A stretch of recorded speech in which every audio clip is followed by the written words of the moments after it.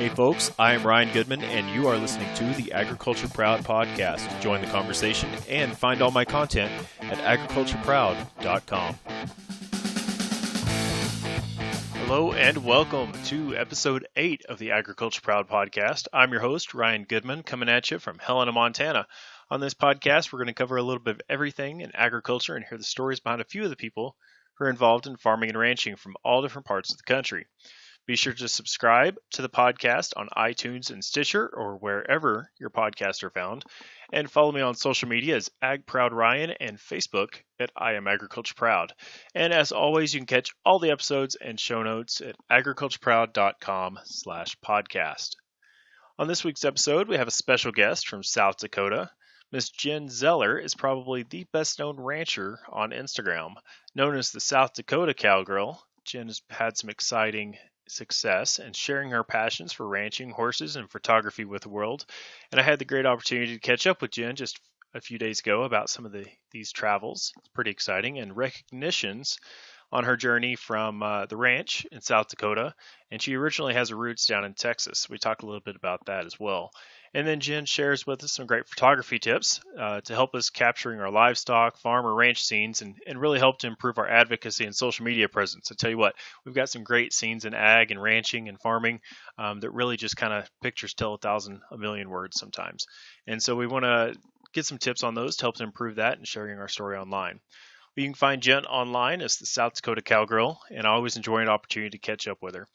Be sure to let us know if you have any questions or comments by connecting with us online, and I hope you enjoy this episode of the Agriculture Proud podcast.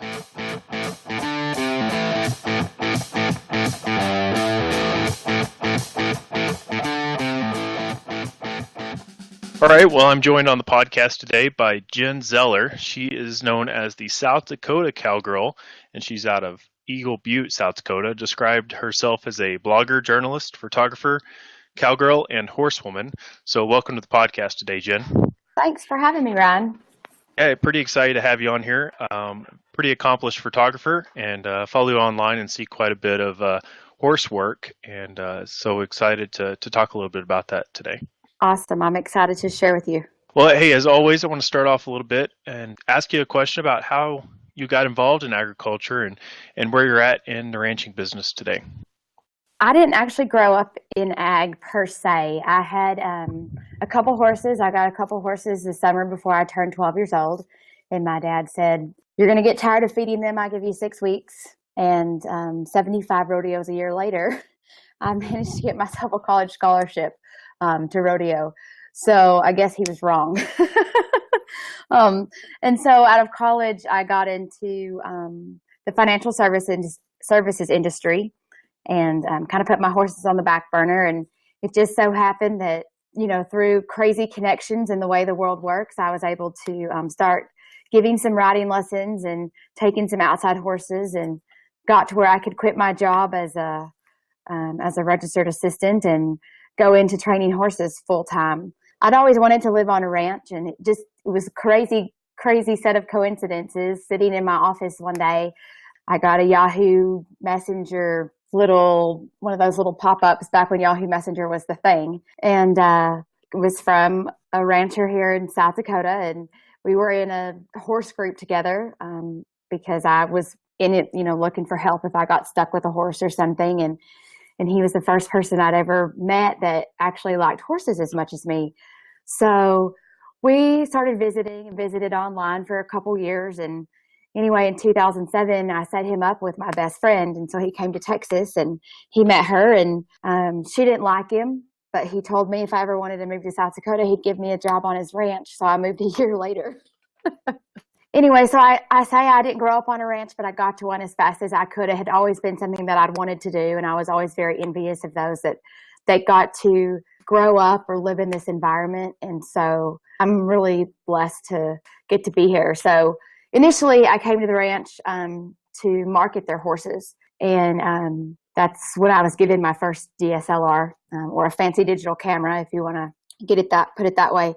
That is what I initially started to do, and as I grew and started kind of getting to do more with the cows and that kind of thing, and started getting trained, I guess, because you don't just go in and start working cows. Usually I was in the wrong place for about 3 years. and they all had to work around me. But and now I can go do any job they need me to do here. Yeah, being involved in the rodeo circuit, you often see quite a bit of ground, but moving from Texas to South Dakota had to be quite a bit of a change. Oh man, it was culture shock because I'm a 20-mile round trip from the mailbox now and about 65, 70 miles from Walmart one way. And I grew up in the Dallas-Fort Worth area. So that was a big shock. Growing up in Dallas or whatever, and then moving to where you have so far into town, what may be your biggest lesson learned or biggest contrast that you've experienced just from the lifestyle and being able to live in those two different places?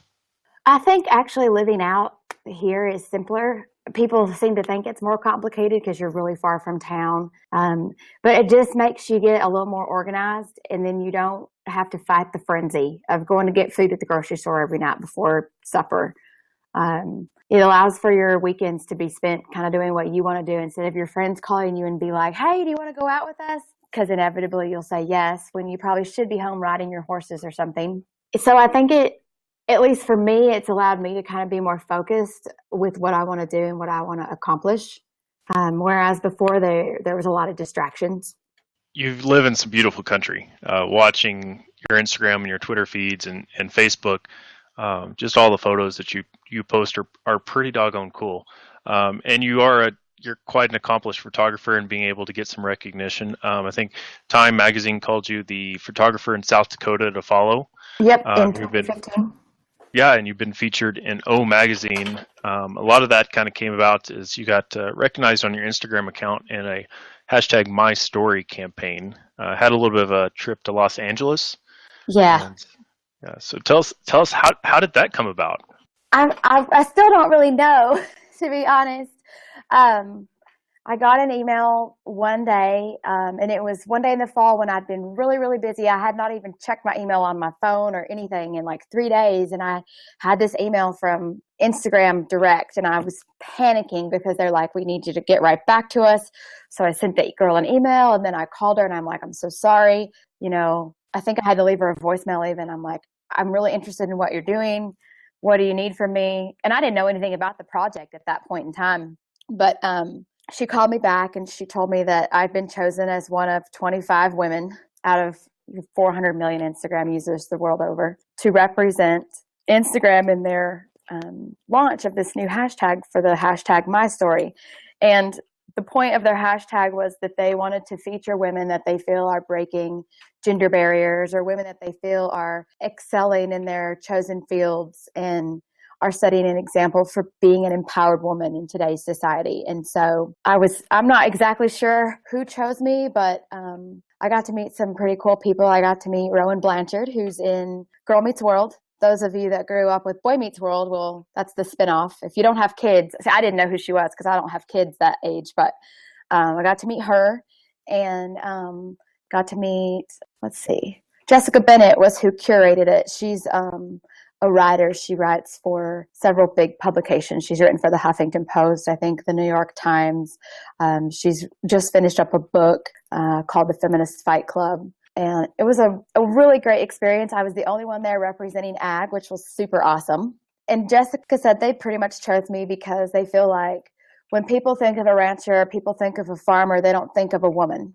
They generally think of, your old wrinkled grandpa type guy with his trucker cap or, an old dyed-in-the-wool, leather-skinned cowboy, and they don't think of a woman necessarily doing all those things that men do.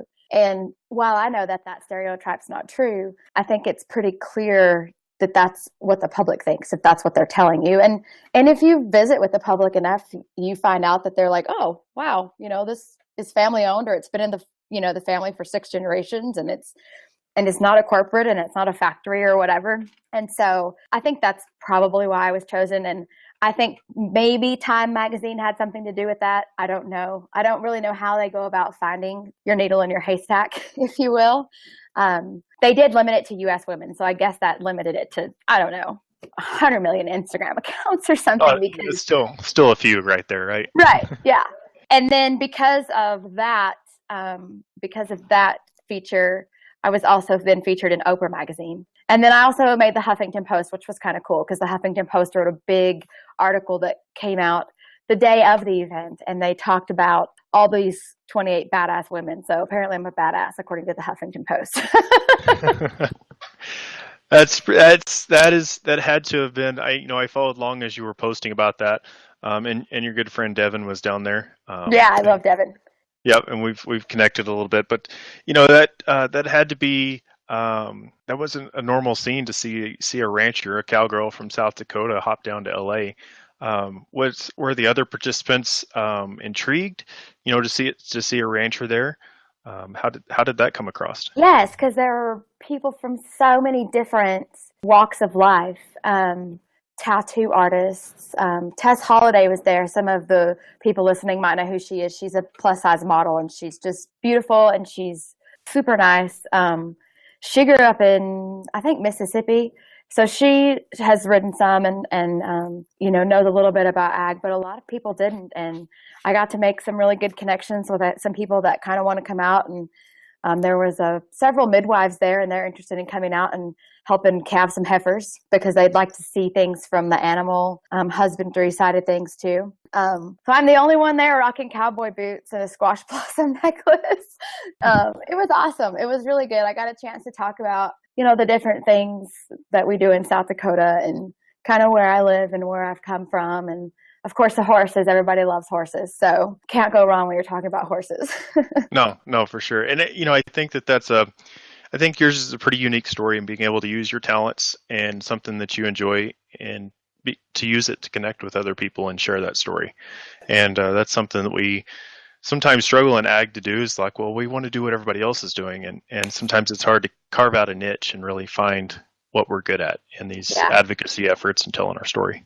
I didn't know I was good at taking pictures, to be honest, until I started taking pictures. So sometimes you just never know. You just got to try something. And if it fails, well, then you try something else.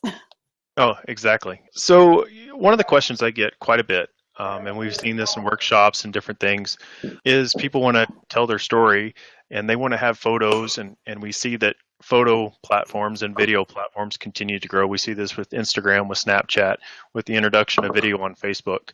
And so as someone who does quite a bit of photo taking and has been recognized for your photography, what's some advice that you have for people who are wanting to improve their photography and use that in their advocacy efforts online?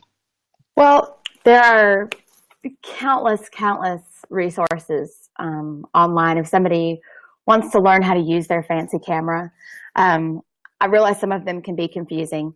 But I would just suggest that they take some time, maybe just spend, an hour a morning, find a website that talks about how to use your camera or some tips for, beginning photographers, and just read, because I did a lot of that in the beginning. I had no idea how to use a DSLR. I had a camera that didn't even have a manual with it. So a lot of it was kind of hit and miss. So I spent a lot of time reading, and I just had to kind of throw out what I didn't want and keep what I did want. And I do have a few photography tutorials on my blog, and I have a few more that I'm planning to write when time permits. I've actually had a question this week from a friend of mine that's in ag, and she's like, what does aperture priority mode mean? And what does this mean? And so there are people that are asking, and I know that the information's needed, and it's needed in a way that is simplified, because photographers tend to get way too technical. And since I wasn't a trained photographer and kind of trained myself, I feel like I have the ability to go in and do that. So I am planning those. But in the meantime, like the Pioneer Woman has some great photography tutorials on her website. And then the next thing that they need to do is, I think you have to ask yourself, what are you going to accomplish by taking this image? So there have been several times when, I've wanted to take a picture of something that happens on the ranch that maybe the consumer doesn't need to see because they wouldn't understand the context. And so I think that's something else. I don't know that consumers are super excited about watching a calf be born. It's not really pretty. I think it's fascinating, but I like cows. That makes for a really good video scene. I know that one of my most popular YouTube videos is a calf being born while the cow is standing up, but definitely understand your point of that. It's got that ick factor to it, doesn't it?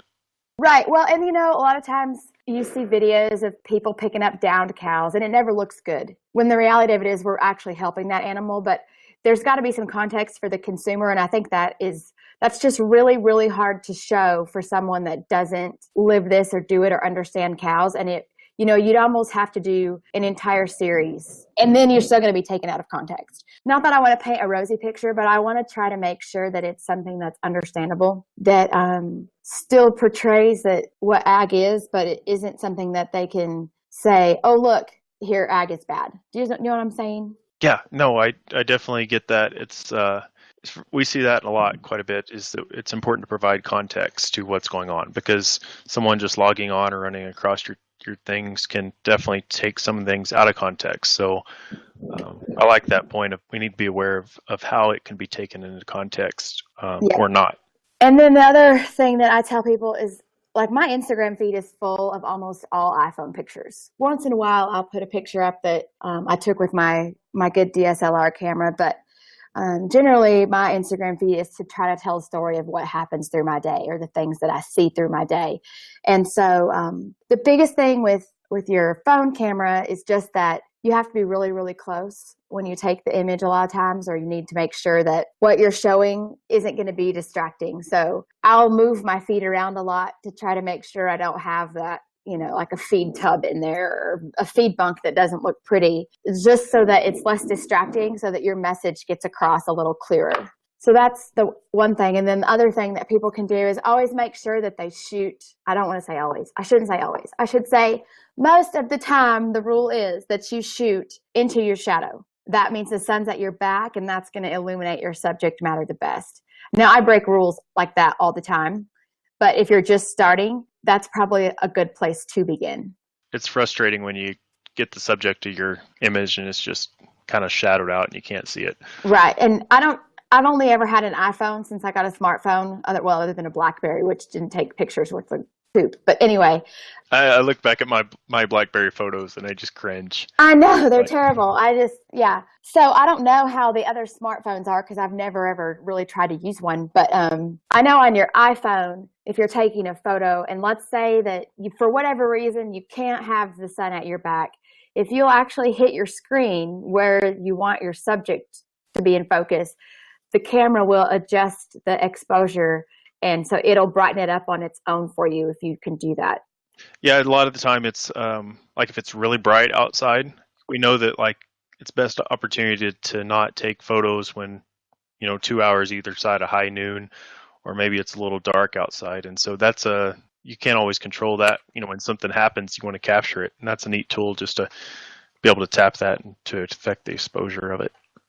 Just because it's not a sunny day doesn't mean you shouldn't go take a picture of what's going on. I love days when it's cloudy and the sky is kind of flat, because the lighting's going to be good no matter where you are at that point, because it's flat. So there's not like there's no direct sun in that case. And for photographers, the best time to absolutely take outdoor pictures is called the golden hour. It's about an hour before the sun legitimately sets, and it kind of casts this really pretty warm glow on everything. And at least here in South Dakota, especially in the fall, if you've got a storm that's rolled over and it's all purple skies to the east and your grass is golden and you go shoot in that hour, it just makes me really happy. For sure. That makes some pretty cool scenes and opportunities. I guess if you were to name your top couple of mistakes that you've seen people when taking of photos, aside from, we've talked a little bit about just kind of pay attention to your lighting or the context behind the story that the photo's seen, like cropping or being able to, zoom in on something. What's probably the most common mistakes that you see? I don't like to see people actually use the zoom on their phones or their digital cameras, because it's a digital zoom. So it actually distorts the image. So it's much better if you take the photo and, if you can't get closer, take it and then crop it in your actual phone or on your computer. And then probably the other thing that is the most irritating, at least to me, and I don't get irritated about too much, but if you're trying to tell your story, it's good if there's not distractions in the picture. If you're trying to take a picture of a cow that just calved and you're in your corrals and we all know that not everyone's corrals are beautiful, because they get used and cows run through them and stuff gets broken, and try to adjust that so that, you're showing less of it or you're showing a pretty portion of it. You got to kind of be patient and work for those things. But distractions, like there's any number of them I can think of. Twine, a dog, dirty house. If you're taking a picture of, I don't know, a piece of equipment or something that you use in ag, like ear tags or something, I don't need to see the dirty socks on your kitchen floor, Yeah, so pay attention to like the background items. Yeah, background items, anything that could be potentially seen as distracting or mean. I don't know. Consumers are weird about what they like, but something that's pretty. Make sure it's pretty. So say, I see this once in a while, and I've got this question a couple of times. So say that a photo, we didn't realize it when we posted it, or it comes out of context, and we get some negative feedback on it, whether it be something that was maybe included or left out of the caption description. What would be your advice to people to handle some of that if that comes up when they're sharing photos online? It depends on what sort of feedback you get. I can give you an example from myself just from earlier, from the beginning of March. I was in Texas and took some pictures at the Legacy of Legends event, which is a big 3-day horse event honoring the legend of Tom Dorrance and Ray Hunt, who were phenomenal horsemen. And Riata Brannaman started a cult down there, and her colt got a little lost, and he kind of got in a little bit of a bind, and he kind of came in two on her. And I caught the whole series of events. And one of the photos that I caught of her was this colt rearing up, and she's pulling on one rein, trying to get his head, trying to get him to come around to come back to her. And I got a negative comment on my Facebook page about, well, thought you weren't supposed to do that if you ride with Buck. If this is what, Buck's going to teach, then. And it was one of those that you could kind of tell from the commenter that it didn't matter what you were going to say. If you engaged them, they were looking for a fight. In that case, I just ignored it. And I feel like the biggest challenge that's faced by the agriculture community is you're not going to convince everyone that what you do is good. So you have the people on one side of the spectrum that think ag is bad, ag is evil, I don't like ag. And then you have people on the other end of the spectrum that are like, ag is good, I like ag, I like to eat. And then you have people in the middle that don't really know one way or the other. They like to eat, but they don't really know if they should be concerned about XXX. Those are the people that you're going to need to reach, or that you want to reach. You don't care to change the mind of someone all the way on the far I hate ag kind of spectrum, because their mind's made up and there's nothing you're going to do to change it. It's the people in the middle of the road that are maybe undecided. They still are a little more open-minded, and they're the ones that are going to be a little better able for us to educate them. They're going to be easier maybe.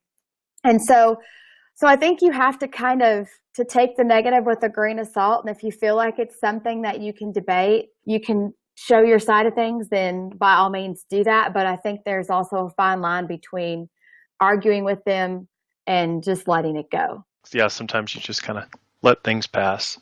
So we've got a couple of minutes here left. So what would be your advice to ranchers, people in the ag community who kind of want to get interested in sharing their ag story but aren't quite sure how to get started? What would be your advice to them? Go to Instagram immediately, like run. It's probably the fastest growing platform. And they make it really, really easy to share from Instagram to Tumblr, to Twitter, to Facebook, to Flickr. And with all of the hashtags that you can use, it helps you then connect to other ranchers or to other consumers. And I think it gives you another opportunity to share. So if, let's say, they have a blog and they put pictures on their blog, that's great. But Instagram gives them a chance to connect with people that don't blog, or that maybe don't read their blog, or that don't know that they exist. You could use it as a tool to say, okay, so today on the blog, I'm going to talk about why I spray my wheat with pesticide. And they could post a beautiful picture of them in the wheat field harvesting wheat or something. Something that's pretty, that will intrigue the consumer to actually go check it out. And if you wanted to use Instagram as a standalone tool, that would be cool too. But there's so many more things that you can do with it. Oh, that's pretty cool, and such a great opportunity to kind of branch out, to find people with mutual interest or have people discover you. And so I think that's Yep, it's pretty good advice. Well, all right, well, Jen, I'd love to catch up with you all day. I think we could go on for quite a while. You've we got some great. could. So just before we leave here, where can people find you online? Facebook, they can find me at the South Dakota Cowgirl. You can just search for that, or you can go to facebook.com, the South Dakota Cowgirl, all one word. I'm on Twitter as at the SD Cowgirl, and Instagram is the same at the SD Cowgirl. You can find me on Pinterest. I'm on Tumblr too. Tumblr, I pretty much just post my Instagram feed in case somebody doesn't have Instagram. And I share other crazy stuff. And then my blog is the southdakotacowgirl.com. And I write occasionally on the blog. I don't write as much on it as I used to, but you can still see lots of pretty pictures of ranch life there. And you can also find me blogging for CavvySavvy.com, and that's CavvySavvy.com. That is a blog that is owned by the Tri-State Livestock News. Many of your listeners are probably familiar with that publication. And it's a horse-related blog where we blog about horse training tips and grooming tips and medical technology. Anything that's related to your horses, you can probably find it on that blog. Quite a bit of good information to share, and look forward to hopefully get you new followers. Hope people discover you and enjoy the photos that you've got coming up as we move into summer. Some great Thanks, scenes Aaron. coming through there, and good luck with calving season. Thank you. Yeah, we're just getting started, so hopefully it'll go good. There you go. All right. Well, thanks for joining us today, Jen, and appreciate it. Thank you so much. Well, I hope you enjoyed this episode of the Agriculture Proud podcast. As always, you can catch the links and show notes for this and all my episodes at agricultureproud.com/podcast. Be sure to subscribe to the podcast on iTunes and Stitcher and give me a review. Then follow me on social media. That's AgProudRyan on Twitter or Instagram, and I am Agriculture Proud on Facebook. Please send me your comments or questions. Love to have those. And let me know if you'd like to suggest a guest for future episodes. Until next time, this is Ryan Goodman with the Agriculture Proud podcast.